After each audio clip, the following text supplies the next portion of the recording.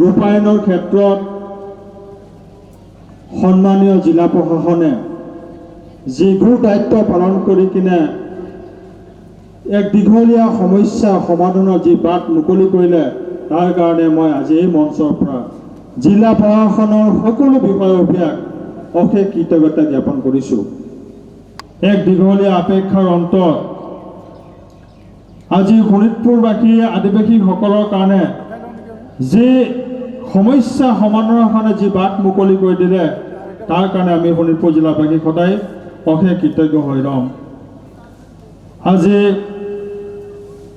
স্বাধীনতাৰ পিছৰে পৰাই অসমৰ গৰ্ভত শ্ৰমৰ বিনিময়ত বসবাস কৰা বৃহত্তৰ আদিবাসী তথা চাহ জনগোষ্ঠীটোৰ জীৱন ধাৰাৰ ব্যৱস্থা যদি আমি ভালকৈ অধ্যয়ন কৰিব পৰা যায়, তেনেহ'লে আমি বাস্তৱিক দেখা পাওঁ স্বাধীনতাৰ পূৰ্বৰে পৰা ইয়াক স্বাধীনতাকালৰ পৰাই যি ধৰণৰ এই জনগোষ্ঠীটোৰ সমস্যা ইয়াৰ বিকাশ হ'ব লাগিছিল, সমান্তৰাল সেই হৈ উঠিলে।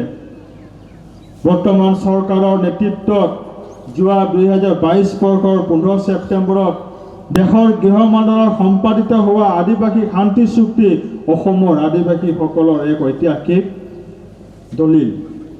আজি সেই দলিলৰ এটি দফাৰ কাৰ্যকৰী ৰূপায়ণৰ বাবে জিলা প্ৰশাসনে যি উদাৰতা আগবঢ়ালে, সেয়া ভৱিষ্যতৰ গৰ্বত লিপিবদ্ধ হৈ ৰ'ব। 2006 চনৰ বন অধিকাৰ আইন গৃহীত হোৱা দিনৰে পিছৰে পৰাই শোণিতপুৰ জিলাকে ধৰি অসমৰ বিভিন্ন জিলাত বসবাস কৰা আদিবাসীসকলক তথা আদিবাসীৰ লগত অন্যান্য পৰামৰ্শ বন নিবাসীসকলক বন অধিকাৰ আইনৰ সুবিধা প্ৰদান কৰা হোৱা নাছিল। আজি আদিবাসী শান্তি চুক্তিৰ শ্ৰদ্ধাৰ হিমন্ত বিশ্ব শৰ্মা ডাঙৰীয়াৰ যি উপহাৰ, সেই উপহাৰ বিনিময়ত আজি অসমৰ বসবাস কৰা বনাঞ্চলৰ আদিবাসীসকলৰ এক যেন সমস্যা সমাধানৰ ৰাস্তা মুকলি হৈছে। মই বিশেষ দীঘলীয়া নকৰি মই জিলা প্ৰশাসনৰ সকলো বিভাগতে জড়িত সন্মানীয় বিষয়াসকলক অনুৰোধ জনাব বিচাৰিছোঁ, ক্ষমতা আৰু দায়িত্ব মানুহৰ জীৱনত পোৱা এক অমূল্য অৱদান। ইয়াক আমি কি ধৰণৰ জনেৰে ব্যৱহাৰ কৰিব পাৰোঁ, সেইটো আমাৰ ওপৰত নিৰ্ভৰ কৰে। ভগৱানে সকলো হাতত ক্ষমতা প্ৰদান কৰা নাই। ভগৱানে অজস্ৰজনৰ হাতত বিভাগীয় দায়িত্ব প্ৰদান কৰা নাই। আজি ঈশ্বৰে নিৰ্বাচিত কৰা আপোনাৰ ওপৰত অসমৰ বৃহৎ জনগোষ্ঠীটোৰ বিভিন্ন জাতি জনগোষ্ঠীটোৰ ভৱিষ্যত তথা সমস্যা নিৰূপণৰ দিশ নিহিত হৈ আছে। এই পৃথিৱীৰ পৰা আমি জন্মলগ্নৰ পৰাই সকলোৱে কিবা না কিবা এটা কৰাৰ চেষ্টাৰে আগবাঢ়ে। আজি অসমৰ গৰ্ভত বসবাস কৰা বৃহত্তৰ আদিবাসী জাতিটোৰ সমস্যা সমাধানৰ হাতত আমি এচাম যুৱকে 90 দশকত হস্ত সংগ্ৰামৰ পাতনি মেলিছিলোঁ। হস্ত সংগ্ৰাম কৰাটো এই ৰাষ্ট্ৰৰ বাবে অপবাদ, কিয়নো এই ৰাষ্ট্ৰৰ সংবিধানৰ বিৰুদ্ধে হস্ত সংগ্ৰাম কৰিব গৈ দেশৰ সুৰক্ষা বাহিনীৰ হাতত দেশৰ নাগৰিকে মৃত্যুবৰণ কৰাটো এক স্বাধীন দেশৰ লজ্জাজনক বিষয়। কোনোৱে জাতিয়ে হস্ত কৰা সংগ্ৰাম কৰিব নিবিচাৰে। আমিও আশা কৰি ভৱিষ্যতৰ প্ৰজন্মক যাতে কোনো জাতিয়ে হস্ত সংগ্ৰাম পথ বাছি নলয়, কাৰণ সংগ্ৰামে একো দি থৈ নাযায়, কেৱল দুখ বেদনা আৰু এক স্মৃতি।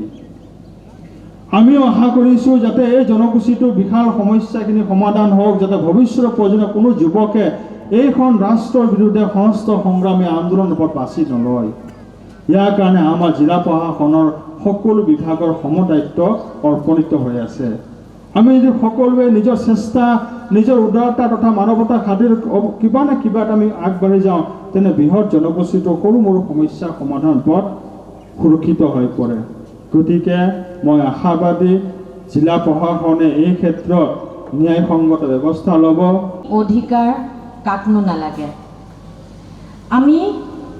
আমাৰ যদি নিজৰ মাটিকণ আমাৰ নামত নাথাকে, তেতিয়াহ'লে আমি পিছলৈ ভৱিষ্যতলৈ আমি কাক কি দি যাম?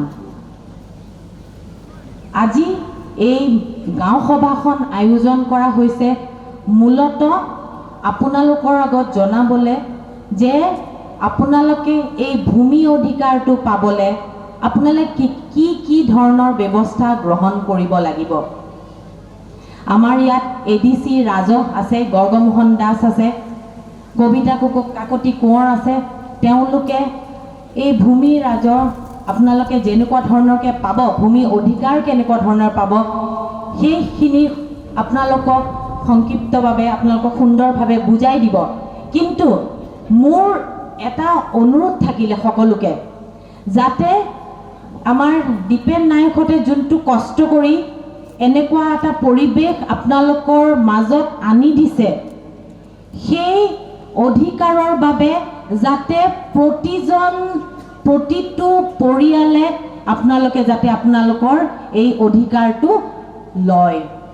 সাধাৰণভাৱে এটা কথা আপোনালোকক ক'ব বিচাৰিছোঁ, আমি বন অধিকাৰ আইনৰ অধীনত যেতিয়া আমি আমাৰ ভূমিৰ অধিকাৰ য'ত আমি বৰ্তমান আছোঁ, মোৰ কথাটো আপোনালোকে শুনিব যে আপোনালোকে বৰ্তমান য'ত আছে সেই ঠাইখন, সেই ভূমিৰ ওপৰত আপোনালোকৰ অধিকাৰ এই মুহূৰ্তলৈকে সাব্যস্ত হোৱা নাই। ঠিকে আছেনে মোৰ কথাটো? সেইটো এতিয়া সেই ঠাইখনৰ ওপৰত আপোনালোকে ভূমি অধিকাৰ সাব্যস্ত কৰিবৰ কাৰণে কিছুমান নিয়মৰ মাজেৰে আপোনালোকে যাব লাগিব। ইয়াৰে প্ৰথম পৰ্যায়ত কৈছে এইটো এনেকুৱা হয়, আপোনালোকৰ তিনিখলপীয়া মানে তলত থাকিব গাঁও সভা। আপোনালোকে নিজৰ ভূমি অধিকাৰ সাব্যস্ত কৰিবৰ কাৰণে যি আবেদন আপোনালোকে দিব, সেইখন এখন আবেদনৰ এখন স্পেচিয়েল ফৰ্ম আছে। আমি গ্ৰাম সভাত অৰ্থাৎ FRC মানে তাত আমি ফৰ্ম A আমাৰ যিখিনি আমি য'ত বৰ্তমান বহি আছোঁ সেই তাৰ সবিশেষ তথ্যখিনি আমি লিখি দিম। এইখন অসমীয়াটো পায়। তাত আমি তথ্যখিনি লিখি দিম আৰু অতিৰিক্ত ৰাজহ আপোনালোকৰ ছাৰে মোৰ সহকৰ্মী তেখেতে কৈ যোৱাৰ নিচিনা তাৰ লগত আনুষংগিক প্ৰয়োজনীয় নথিপত্ৰ আমি তাত গাঁঠি দিম। ঠিক আছে? তাৰ পাছত আমি সেই ফৰ্মখিনি গাঁও সভাৰ পৰা নেক্সট আহিব আপোনালোকৰ তিনিখলপীয়া বুলি কৈছোঁ, ছেকেণ্ড খলপত আপোনালোকলৈ আহিব SDLC বুলি কয়, তালৈ আহিব। তাত সেইখিনি ডকুমেণ্ট বন অধিকাৰ আইনৰ অনুসৰি দিছেনে নাই তাৰ চেক হ'ব। যদি কেনেবাকৈ কাৰোবাৰ ডকুমেণ্ট কমো হয় বা সন্তোষজনক নহয়, তেতিয়া আমি তাৰ পৰা আকৌ আপোনালোকক ক'ব পাৰোঁ যে আপোনালোকৰ ঘৰত আৰু এইখন ডকুমেণ্ট আছে নেকি, সেইখন ডকুমেণ্ট আছে নেকি, সেইখিনি আকৌ আপোনালোকে তাৰ লগত আকৌ গাঁঠি দি SDLCত আপোনালোকে প্ৰস্তুত কৰি দিব। হ'ল? তাৰ পাছত সেই একেখিনি তাৰ পৰা যেতিয়া SDLC সন্তুষ্ট হ'ব আপোনালোকৰ ডকুমেণ্টখিনিৰ ওপৰত, আবেদন পত্ৰখনৰ স্থিতিত সন্তুষ্ট হ'ব, তেতিয়া সেইখিনি DLCলৈ যাব। আৰু DLCত যদি কাৰো আপোনালোকে ডকুমেণ্টখিনি মানে গাইডলাইন মতে 2006 আমাৰ আইনখনৰ নাম কি আছে, আপোনালোকে নিজে সভাত বহিছে চাইছেনে কি লিখা আছে আইনখন? 2006 আপোনালোকে এপ্লাই কৰিব লাগিব ন? 2006 বন অধিকাৰ কি লিখা আছে দেৱালত? 2006 বন অধিকাৰ আইন মতে যি ডকুমেণ্ট দিব লাগিব সেইখিনি যদি সেই মতে যদি আপোনালোকে দিয়ে তেতিয়াহ'লে আপোনালোকৰ সেইখন গৃহীত হ'ব। মন কৰিব শোণিতপুৰ জিলাত মিছন বসুন্ধৰা 1 আমাৰ এপ্লিকেশ্যন প্ৰায় 80,000 মান পৰিছিল, কিন্তু আমি প্ৰায় 14,000 মান মানুহক আমি ভূমিপট্টা দিছিলোঁ। তেখেতসকল ফিট আছিল, তাৰমানে এপ্লাই শুদ্ধ হৈছিল। আৰু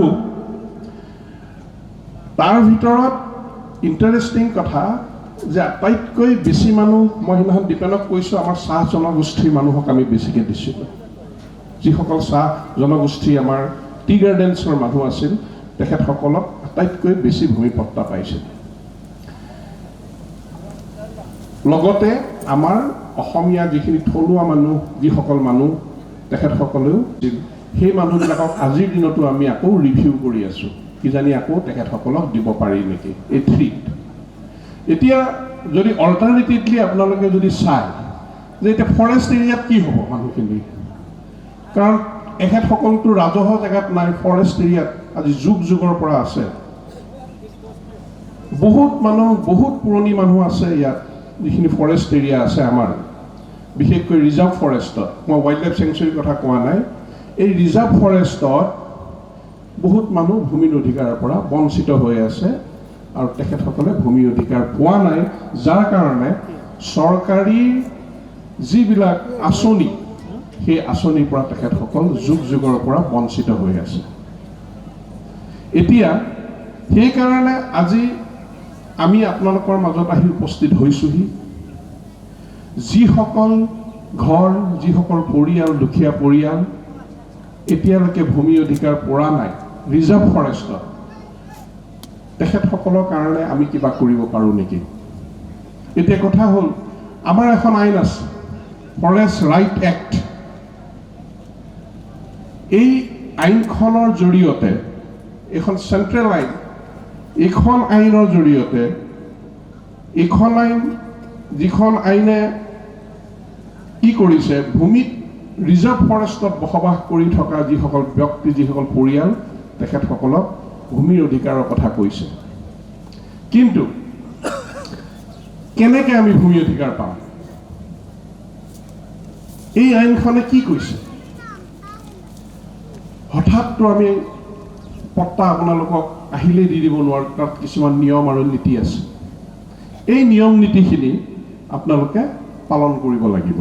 মোৰ আগতে বাইদেৱে কৈছে আপোনালোকক যে তাত আমি কি ধৰণৰ নিয়ম, কেনেধৰণে আগবাঢ়িব লাগিব, কেনেধৰণে এটা পৰিয়ালে নিজৰ ভূমি পাব, কিছুমান নিয়ম নীতি, এইখিনি আপোনালোকে মানি চলিব লাগিব। আৰু এইখিনিৰ কাৰণে সেই নিয়ম নীতিখিনি আপোনালোকক আজি মই চমুৱাই কৈছোঁ, বাইদেউহঁতে মই অলপ কম আপোনালোকক। প্ৰথম কথা হ'ল যে একেবাৰে মই সহজ সৰল ভাষাত কৈছোঁ, বৰ বিশেষ হেৰিত নাযাওঁ। প্ৰথম বাইদেৱে আপোনালোকক কৈছে যে FRC আমি এখন কমিটি বনাব লাগিব। যদি আজি এখন গাঁও আছে, এই গাঁওটিয়ে সেই ফৰেষ্টৰ প্ৰডাক্টৰ ওপৰত তেখেতৰ লাইভলিহুডটো, তেখেতে জীৱন নিৰ্বাহ কৰে। তাৰমানে ফৰেষ্টত যিবিলাক বস্তু ফৰেষ্টৰ পৰা আমি এক্সট্ৰেক্ট কৰি বেচিলোঁ, খালোঁ, আকৌ আমি তাত লগালোঁ, এই মানুহখিনি ৰাইট আছে তাত, কৈছে সেইকাৰণে যে যিখিনি মানুহে পৰিয়াল চলি আছে সেই ফৰেষ্টৰ পৰা, মানে তেখেতসকলৰ ৰাইট আছে কাৰণে গভৰ্ণমেণ্টে দিছে। ইয়াৰ অৰ্থটো এইটো যে ফৰেষ্টখন আপোনালোকে ৰক্ষা কৰি আছে। ইউ আৰ দ্য পাৰ্ট, আপোনালোক পাৰ্ট হয় ফৰেষ্টৰ, একোটা কথা পাৰ্ট। এই ফৰেষ্টখন, ৰিজাৰ্ভ ফৰেষ্টখন ৰক্ষা কৰাৰ দায়িত্বও আপোনাৰ। আপুনি ৰক্ষা কৰি আছে কাৰণে আপোনাক ৰাইট দিছে। এতিয়া মোক অধিকাৰ দিলে কাৰণে মই ফৰেষ্টখন কাটি কুটি ধ্বংস কৰিব নোৱাৰোঁ। ফৰেষ্ট মই ৰাখিব লাগিব। ফৰেষ্ট ৰাখিলেহে আমাৰ প্ৰজন্ম, মই জাষ্ট কৈছোঁ, আমাৰ নেক্সট জেনেৰেশ্যনবোৰ জীয়াই থাকিব। আপোনালোকে দেখা পাইছে যে যোৱা ছেপ্টেম্বৰ মাহত কিমান ডাঙৰ এটা হিট ৱেভ আহিছিল, গৰমত মানুহ থাকিব পৰা নহৈছিল, হঠাৎ গৰমৰ এটা প্ৰবাহ আহিছিল। এইবোৰ কিয় হৈছিল? এইবিলাক ক্লাইমেট চেঞ্জ, আমাৰ ফৰেষ্ট নোহোৱাৰ কাৰণে হৈছে। আপুনি যিহেতু সেই ফৰেষ্টৰে এটা পাৰ্ট, গতিকে ফৰেষ্টখন ৰখাটো দায়িত্ব। যিহেতু মোক ফৰেষ্টখন আপোনাৰ হাতত গতাই দিছে, আপোনাক অধিকাৰ দিছে, গতিকে মই ফৰেষ্টখন ৰক্ষা কৰিব লাগিব। যিমান পাৰোঁ আপোনাৰ ঘৰৰ ফৰেষ্টৰ ফালৰ পৰা তাতে গৈ ছাৰ্ভে হ'ব। ছাৰ্ভেৰ সময়ত তেওঁলোকে তাত জিঅ' লোকেশ্যন, যিটো আমাৰ লেটিটিউড লংগিটিউড ল'ব লাগে, সেই বিষয়ে তেওঁলোকে, আমাৰ ফৰেষ্টৰো যিহেতু ইয়াত আছে, তেওঁলোকে পিছত আপোনালোকক বুজাই দিব কি ধৰণে কৰা হয়, ছাৰ্ভেটো কৰা হয়। সেই ছাৰ্ভেটো হোৱাৰ সময়ত দুটা বস্তু তাত চাবলগীয়া হয়। সেয়া হৈছে যিহেতুকে বন্যপ্ৰাণী দুটা ধৰণৰ, এটা হৈছে ৰিজাৰ্ভ ফৰেষ্ট এৰিয়া, এটা হৈছে wild life area. Wild life এৰিয়াত কিন্তু আপোনালোকে এই অধিকাৰটো নাপায়, আপোনালোকে পাব অকল ৰিজাৰ্ভ ফৰেষ্ট এৰিয়াত থাকিলেহে। চ' সেই ৰিজাৰ্ভ ফৰেষ্ট এৰিয়াৰ ছাৰ্ভে কৰি পেলাই আমাৰ ইয়াত জমা দিব। জমা দিয়াৰ পিছত আপোনালোকৰ যিখিনি তাৰ লগত অনুষাংগিক আৰু যিখিনি একেবাৰে কম্পালচৰি আপোনালোকৰ কিছুমান ডকুমেণ্টছ, পেপাৰ ইয়াত জমা দিব লাগিব। সেয়া জমা দিয়াৰ পিছত আমাৰ কাৰ্যালয়ৰ ফালৰ পৰা স্ক্ৰুটিনি হ'ব আৰু তাৰপিছত কমিটিত প্লেচ কৰা হ'ব আৰু সেই কমিটি দুটা আছে, এটা সাব ডিভিজনেল কমিটি, এটা ডিষ্ট্ৰিক্ট লেভেল কমিটি। এই কমিটিকেইটা বৰ্তমান আমাৰ নিষ্ক্ৰিয় হৈ আছে, যিহেতুকে তাত মেম্বাৰসকল থাকে, আমাৰ পঞ্চায়তৰ মেম্বাৰ থাকে আৰু জিলা পৰিষদৰ মেম্বাৰসকল থাকে। যিহেতুকে এতিয়া পঞ্চায়ত আৰু জিলা পৰিষদ আমাৰ নিষ্ক্ৰিয় হৈ আছে, সেইবাবে সেই কমিটিকেইখনো নিষ্ক্ৰিয় হৈ আছে। যেতিয়া আমাৰ পঞ্চায়ত আৰু জিলা পৰিষদ হ'ব তেতিয়া আকৌ এই কমিটিকেইখন আমাৰ সক্ৰিয় হৈ উঠিব আৰু সেই কমিটিবিলাকেই আমাৰ স্ক্ৰুটিনি কৰি চাব যে যিসকল ৰাইজৰ সকলোখিনি পেপাৰ বা সকলোখিনি মানে যিখিনি দৰকাৰী কাগজ পত্ৰ সকলো আছে, যেতিয়া চাই আমি দেখা পাম যে হয় তেখেতসকলৰ আছে, তেতিয়া আপোনালোকক সেই চাৰ্টিফিকেটখন দিয়া হ'ব। সেই চাৰ্টিফিকেটখন পোৱাৰ লগে লগে আপোনালোকৰ ওচৰত সেই অধিকাৰটো আহি যাব, সেই ভূমিৰ ওপৰত অধিকাৰটো আহিব আৰু সেই অধিকাৰ পোৱাৰ লগে লগে ইয়াত কিছুমান আপোনালোকে চৰকাৰী সুবিধা পাব। সেই সুবিধাৰ মাজত হ'ব হস্পিটেল, স্কুল, অংগনবাড়ী চেণ্টাৰ, পানী যোগান আঁচনি, এই কিছুমান এনেকুৱা একেবাৰে যাৱতীয় কিছুমান আপোনালোকে সুবিধা পাবলৈ সক্ষম হ'ব। গতিকে মই আপোনালোকক আজিৰ এই পবিত্ৰ দিনটোত সকলোকে মই শুভেচ্ছা জনাইছোঁ যে আপোনালোকে আগবাঢ়ি এই এটা ধুনীয়া এটা পদক্ষেপ লৈছে। দীপেন নায়ক ডাঙৰীয়াৰ প্ৰচেষ্টাত সকলোৱে আজি হয়তো আপোনালোক সজাগ হৈছে যে এনেকুৱা ধৰণৰ এটা আইন আছে, ফৰেষ্ট ৰাইট এক্ট 2006 এখন আইন আছে, সেই আইনৰ মাজত আমি এই কামখিনি কৰি যাম। সকলোৱে আপোনালোকে জানি থ'ব লাগিব যে আইনৰ বাহিৰত আমি একো কৰিব নোৱাৰোঁ, যিহেতুকে আমাৰো হাত বন্ধা, আমি চৰকাৰী বিষয়া আৰু আমি চৰকাৰী আইনমতে সেই কামখিনি কৰি যাব পাৰিম। আৰু মই এইটোক লৈ ভাবোঁ যে আপোনালোকে নিশ্চয় এইখিনি কৰি যাব পাৰিব। আপোনালোকৰ ওচৰত যদি সেই পেপাৰ্ছ বা ডকুমেণ্টছ থাকে তেতিয়া আমাৰো ইয়াত কামখিনি আগবঢ়াই নিয়াত কোনো অসুবিধা হ'ব নালাগে। মই পুনৰবাৰ সকলোকে শুভেচ্ছা জনাইছোঁ আৰু আগলৈ যাতে আপোনালোকে আজি যেনেকৈ ইয়াত আহি সকলোৱে নিজৰ পাৰ্টিচিপেশ্যন দেখুৱাইছে, আগলৈ যাতে গোটেইখিনি কামত আপোনালোকৰ ভালকৈ আগবাঢ়ি যোৱাত আমাক সহায় কৰে।